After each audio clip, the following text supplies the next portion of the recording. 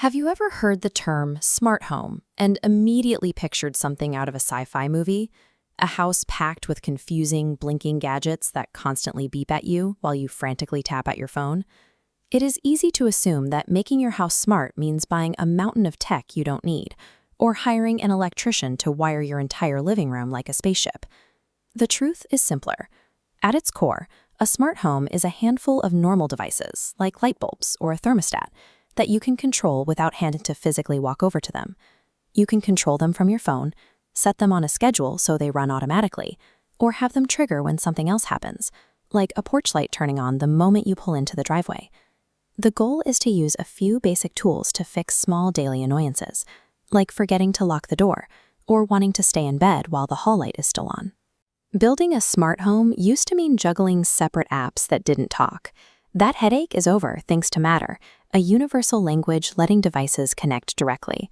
Think of it like USB-C for homes, one universal connection, seamlessly supported by Apple, Google, Amazon, and Samsung. Looking for the Matter badge means you can buy a gadget knowing it will work with the apps you already use. You don't have to worry about buying the wrong brand. Another Matter advantage, privacy. Previously, turning on a smart bulb meant sending a signal to a remote server just to flip a switch. Now, Matter allows devices to communicate locally on your home network, keeping your data securely inside your house. There is also a common idea that you have to buy an expensive, complicated central hub box to run everything. For a beginner setup, you don't need to. The smartphone in your pocket, or a smart speaker like an Amazon Echo or Google Nest, already functions as your controller. You likely already own the infrastructure required to run a smart home. A dedicated hub is something to consider for advanced setups later on, but it isn't required to get started. Many people run into trouble trying to do everything at once. They buy smart plugs, motion sensors, and robotic vacuums in a single weekend. This often leads to a drawer full of half-finished projects and a folder of phone apps they never open. Automating an entire house at the same time can make your life feel more complicated rather than easier. Instead, start with one thing. Pick a single daily annoyance in your routine and fix it. Step 1 is usually smart lighting. A single smart plug for a lamp or a couple of smart bulbs is an affordable starting point.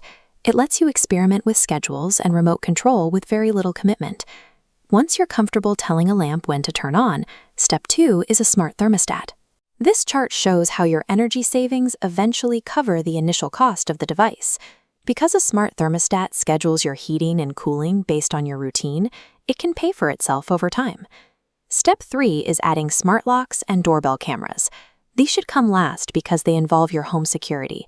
It is better to set up your front door lock only after you feel comfortable managing your devices and your account security. Building a smart home is about starting small. Look for the Matter badge, use the phone you already have, and start with one light bulb. Once that feels natural, you can build outward from there.